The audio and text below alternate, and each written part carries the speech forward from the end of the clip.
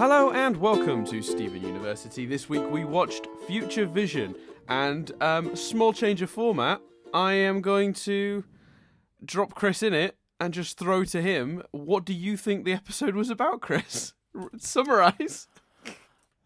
I think this episode starts with you summarising. Not me.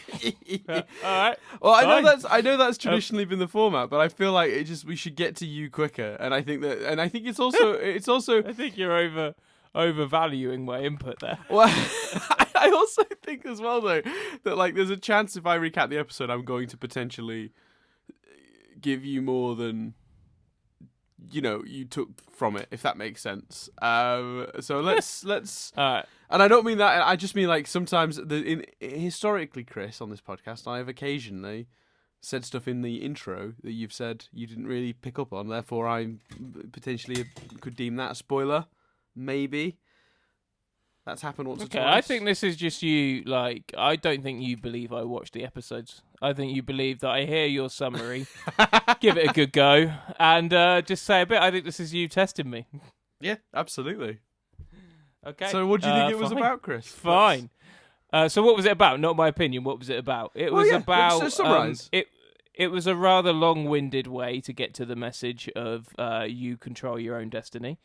In it featured, a neighbour opposite is like looking out there. It always freaks me out when people see me just in my pants with a microphone because I just think, what must this look like?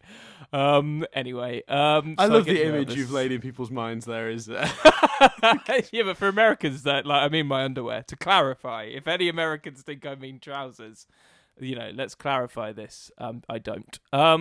I got a t-shirt on. Anyway, but it just makes it like, am I meant to look over at them? Right, I'm not. I'm going to deliberately not. Anyway, right, it's a rather long-winded way of saying that. Stephen falls down the stairs, tidying up some toys, which is weird because that's what I thought the episode was going to be about, Stephen letting go of childhood. He packs up his toys, he falls down the stairs, Amethyst grabs him and stops him, and that's when she reveals Garnet. She reveals about future vision, which is her having foresight and being able to see things and predict futures and look at all evidential possibilities. They then do some business going about town. They see Sadie and Lars. The episode starts to experiment with sounds and visual styles in a way it's not done before. Well, it's done things similar, but it's weird. It just felt like a testing episode in so many ways. They do a fair bit of business. Stephen grows increasingly paranoid and worried about the future to the point where he won't pick up and spread some mayonnaise.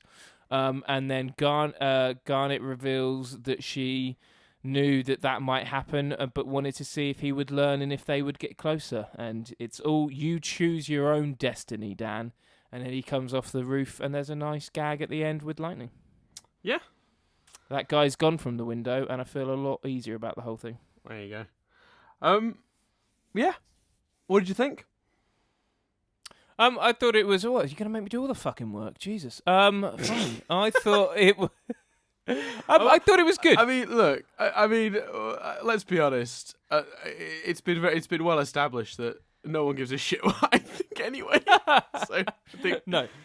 I care. I think it's a good episode. I don't think for other episodes that have sort of meandered a little bit plot wise, this is one of the stronger ones. I found it quite experimental.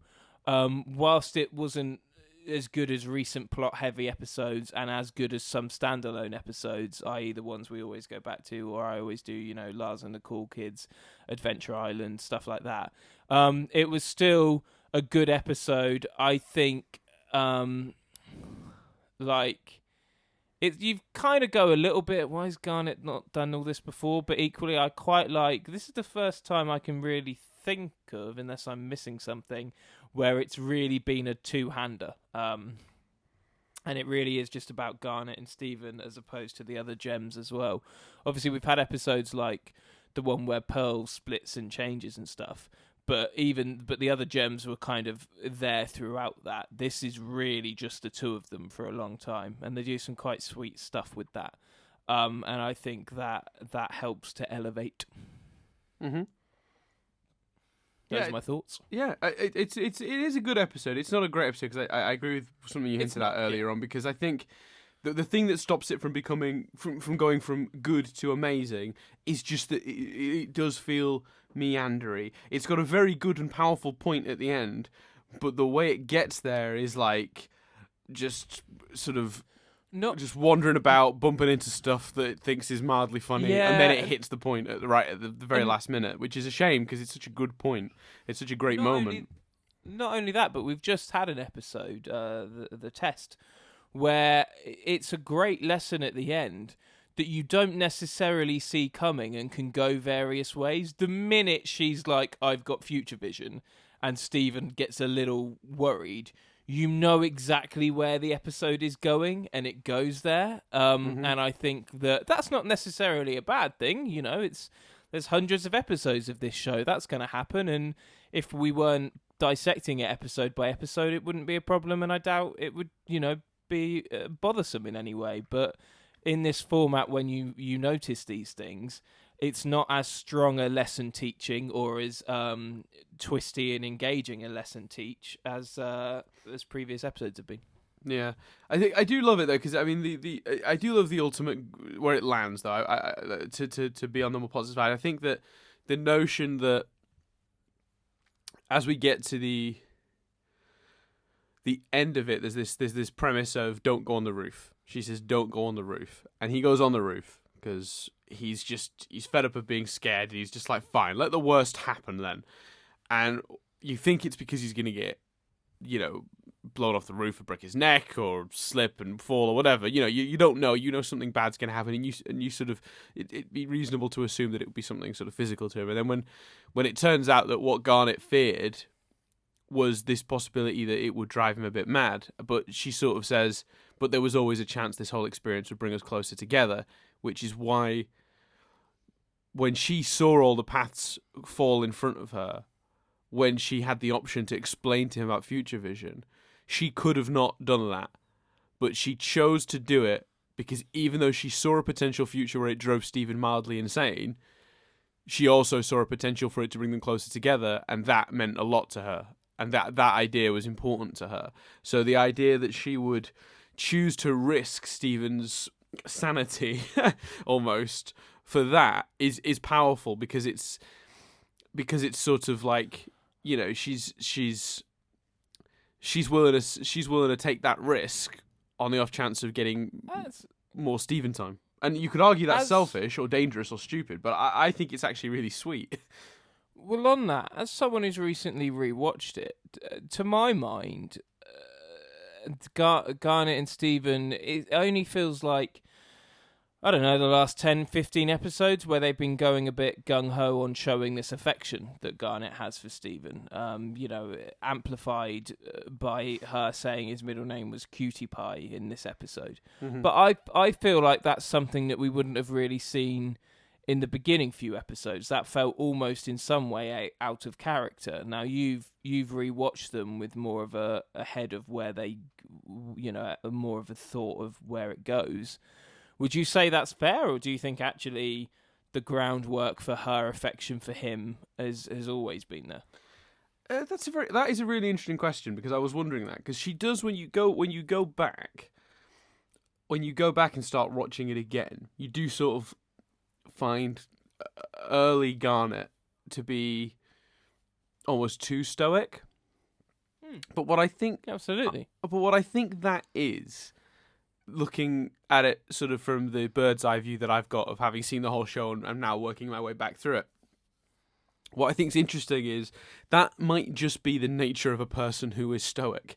I think when someone is like that, unless you spend a lot of time with them, you don't really get to know who they are. And it's not that character wasn't there. It's just that on the surface, a stoic person is always going to seem quiet and reserved, and you're not going to get a sense of who they are as easily as someone who's very extroverted. Do you know what I mean? I'm quite an extroverted person in a social situation. It doesn't take long to realise that I'm a loudmouthed arsehole, you know. But whereas That's true. Yeah, well, having known you for years, Yeah. I figured that out right away. yeah, 100%, absolutely. Yeah, and I would have respected you introduced you less to if you'd people- taken longer to Yeah. figure that out. Yeah, and when I've introduced you to people, they've got it immediately as well. Yeah, 100%. I'm on board. Yeah. I understand this. I understand this about myself. So I think what's interesting about it is it that they hadn't defined the character yet or whatever, or is it more just that a character that's that introverted, you're only going to learn about them in little bits as the show moves on, in little tiny moments, and therefore you're going to find yourself in the situation you've just described where you don't really get a sense of her character until later on. Just because you're spending more time with her now, so you're getting to see these sort of things. It's pure speculation. It could just be bad writing. No, it's interesting. It literally could just be bad writing. Don't put it. I don't. Well, I well, don't not know. even. Not necessarily bad writing. I mean, Joey. Joey. This is a bad example, but Joey in Friends becomes sillier and sillier, and characters evolve as shows go on, often to a negative, especially in sitcoms. They become caricatures of themselves. Take that example. Joey was never that stupid. That's why the one where Joey can't speak French winds both Dan and I up so much. It's but anyway, a terrible episode, Friends. Terrible episode, Friends. Terrible, Great terrible show. episode. Terrible. The only show I love with it, even The Office, like The Office did some duff ones, but that is the only show I love where there's an episode that I'm like, nope, it's fucking awful. That's hard when I love a show to admit that, but anyway. Yeah. What is disappointing is to have a whole episode dedicated to Garnet, which had no overt, at least, hints that backed up my big theory. I'm like, Right. halfway through, I'm like, right, this is going to be Garnet, sweet. And I'm like, 3 eyes, maybe. If, other people have 2 eyes, she's got a third, maybe it's 2 Sure. people. Although that would mean one of them only had 1 eye. But anyway, so that was slightly disappointing. Yeah.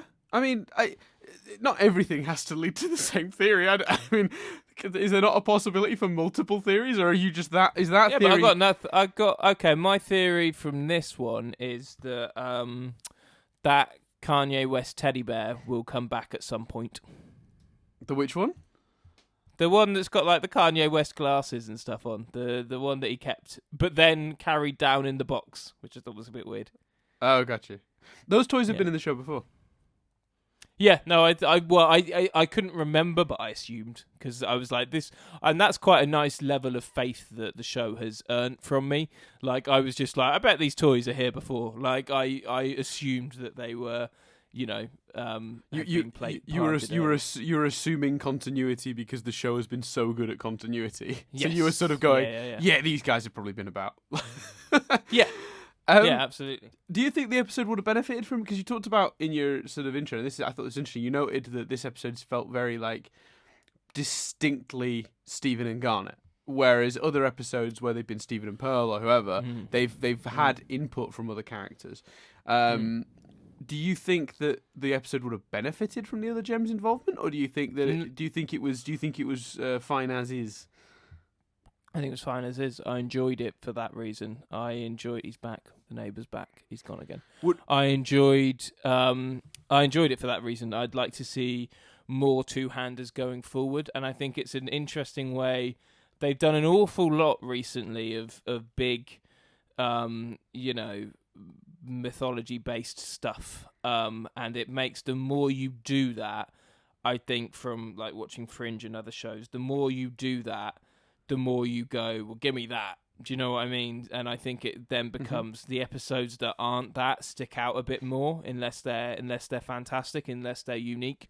And one of the ways to make them unique is to really do a character study and have it be about 2 specific characters. So I would like to and expect to see that more. Would you argue then? I mean, because it's a strange one because we sort of both felt the episode meandered a bit. Do you not think having other characters involved maybe would have helped that? It's a good point. No, I think that could have just been done better. I don't think we needed the fake thoughts of what would happen, and I think it's like I say, it's like there's this weird kind of like do do do like sound on it for ages, and just stuff like that. Yeah, there's a bit of the that. episode where it gets a bit sort of trippy, where sort of Stephen starts imagining all the ways in which he might come Yeah. to his end, and it's a strangely comic way to show a million different ways in which Stephen can die. My favourite being the cookie cat one though, because it's just so improbable, but it's still possible. Do you know what I mean? I thought that was I really like the good. food poisoning, like the fact that he's had those fry bits for years, and suddenly they would poison him, and it puts him off eating them. Yeah. But that's because it's a character. Again, it's a character piece, and you said the plot is quite literally Stephen learns a lessons. If it was, maybe a two-hander where they do something, they go on some form of adventure. Potentially lends itself better to that being less of a problem. But I didn't think it was a problem big enough to hinder enjoyment. Okay. Did you...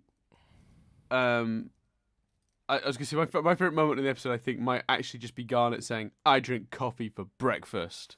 Because...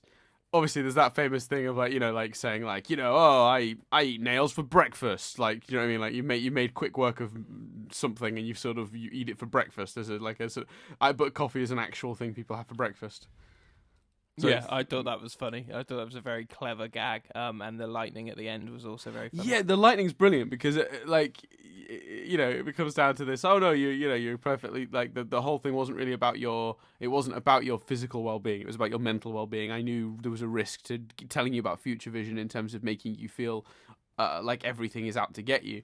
But then, of course, she actually deflects legitimate lightning from hitting him, and he seems to miss that.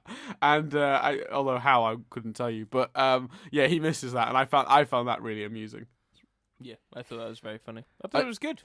I also liked the use of Lars in this one because I think they hinted at in Lars and the Cool Kids that Steven really wants a high five from Lars and still hasn't had one. So the idea that he would risk life and limb to get a high five from Lars is an amusing idea. Yeah, I thought it was a very sweet moment. I'm trying to think what else. Was there anything else noteworthy in the episode? I don't think so. I don't think so. Maybe we're more succinct, Chris, when you do the plot. Well, we still, again, it depends what your definition of succinct is. We've fundamentally still gone over. We've still got over our very, very earliest idea of how long this podcast will be, but we're about right for our usual length for our current. Yeah. No, I think that's cool. So I'd say that's everything. I think. Do you want me to do the outro as well, Dan? Am I doing it all? I mean, I feel like you're really bitter about this thing. I just thought it'd be a nice thing to try for a couple episodes. Fine. No, it was good. Yeah, let's do it. Let's do it next week as well. It was good. Yeah, we'll try it for a bit until we get bored of it, and then we'll try something else. Like the awkward endings, it's like until we get bored of them, we'll just keep doing it. Yeah, it is crazy because there's from what you've said, and also I've got a friend who like looks at some of the comments when it goes she subscribes and looks at the comments and tells me things that aren't spoilers because she's not watching. And she says that a lot of people are loving the awkward ending, and obviously we know because we're ahead that we stopped doing them. So we should, I think we need to occasionally bring it back. You want to bring it back this week, Dan? Yeah, I mean, if you want to make it awkward, fine. Just bring back the awkward endings without my permission. Yeah. That's fine. You just whether you didn't ask me, I thought we were a team, but. Well, I mean, evidently we're not because you didn't care at the beginning, did you? Well, I didn't care at the beginning. You didn't care at the end. I guess we're just not on the same page, Chris. And what could be more awkward than that? Yeah. Faking awkward tension is more awkward. Faking awkward tension badly is, I think, forced. Yeah, it's too forced. The problem is, Chris, we're just too good of friends.